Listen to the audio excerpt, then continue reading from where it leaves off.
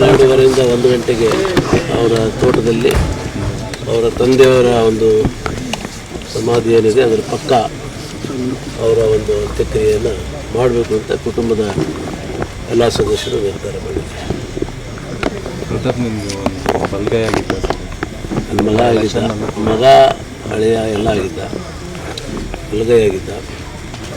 ಸಂಪೂರ್ಣ ನಮ್ಮ ಮನೆ ತೋಟ ಜಮೀನೆಲ್ಲ ಅವನ್ನೇ ಮಾಡ್ತಿದ್ದ. ಜೊತೆ ರಾಜಕೀಯದಲ್ಲೂ ಕೂಡ ಒಂದು ಬಲಗೈಯಾಗಿದ್ದರು. ರೀಸೆಂಟ್ ಡೇಸ್ ಆತ್ಮಹತ್ಯೆ ಮಾಡ್ತೀನಿ ಏನಂತದ್ದಿರಲಿಲ್ಲ, ಅವರು ಹೇಳಿದ್ರು. ಮತ್ತೆ ಮಕ್ಕಳೆಲ್ಲ ಒಂದು ಬರೋದಿತ್ತು. ರೀಸೆಂಟಾಗಿ ಅಡ್ವೊಕೇಟು ಕಾಂಟ್ಯಾಕ್ಟ್ ಮಾಡಿದರು ಸಾರೋಗಾಮಿ ಮಾಡಿಸ್ಲಿಕ್ಕೆ.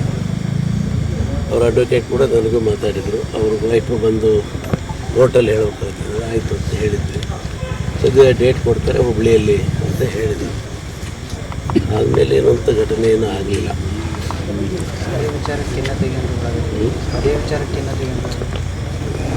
ದೇವರಿಗೆ ಬೆಳಗ್ಗೆ ಹೊತ್ತು ಹಿರೇಕೆರೆಯಿಂದ ಹೊರಟಿದ್ದಾರೆ. ಹಾಂ, ಹಿರೇಕೆರೆಯಿಂದ ಒಟ್ಟು ಊರಿಗೆ ಹೋಗಿ ಬರ್ತೀನಿ.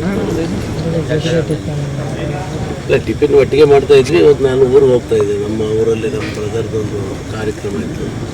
ಅದಕ್ಕೆ ಅವ್ರಿಗೆ ಟಿಫಿನ್ ಕೊಡ್ರಪ್ಪ ಅಂತೇಳಿ ನಾನು ಹೋದೆ.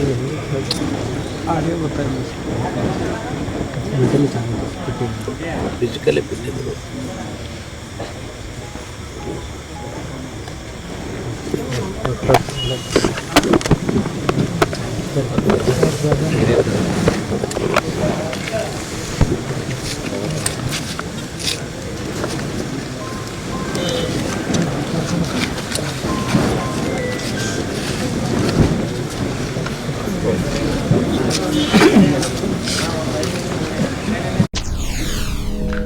SS TV ಸಿನಿಮಾ ಜಗತ್ತಿನ ಕ್ಷಣ ಕ್ಷಣದ ಸುದ್ದಿಯೊಂದಿಗೆ.